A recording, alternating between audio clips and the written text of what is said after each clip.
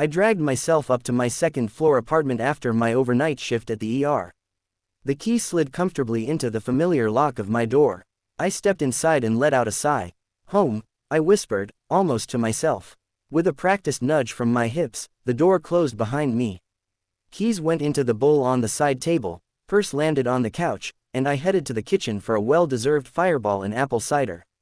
My nose wrinkled at an unusual smell. Iron, blood. I glanced down at my scrubs. Did I change before leaving work?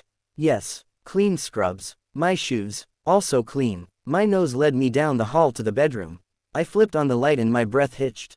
Jack, tied to the bed. Blood dripped onto the floor from the near edge of the mattress.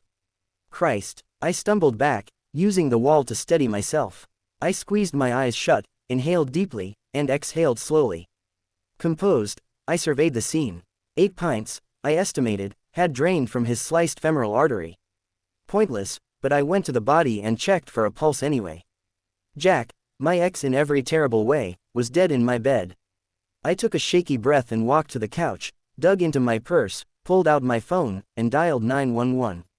3 minutes later, 2 female police officers were at my door. Officer Collins, said the shorter brunette. My partner's Officer Robinson, is first on the scene. I'll secure the apartment while she waits with you. Robinson stood by me as Collins disappeared down the hall. After a few minutes, she reappeared. Clear. We sat around the kitchen table. Robinson studied me. You know the deceased. I nodded. He's my ex, but I was at work all night. You can check my patient log. Non-stop shift. How long divorced? Technically, a month today. We separated ages ago, but Jack dragged it out until the judge forced him to stop wasting everyone's time and money. Nasty. Robinson's voice held a knowing edge. The worst. Limited assets, no kids. He stretched it to 2 years, jury trial even.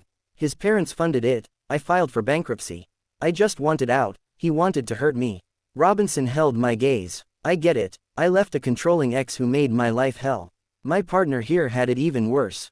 Thought she'd have to shoot hers when he broke in. At least this one won't bother you anymore. I looked up, dry-eyed. Is there someone you can stay with for a while? Detectives will be here soon, then forensics and the coroner. My sister lives across town. I can stay with her. Good idea. Leave her details with me. We'll let you know when you can come back. A knock on the door announced the detectives. Collins stepped outside. First on the scene, Detective Rush. Secured the scene. Ex-boyfriend found deceased, exsanguinated. Suicide unlikely. Thanks, Collins. I'll take it from here. Collins and Rush entered the apartment.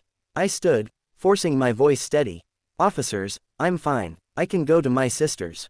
You have my information. The 3 watched me walk out. Collins looked at Rush, who gave a small nod.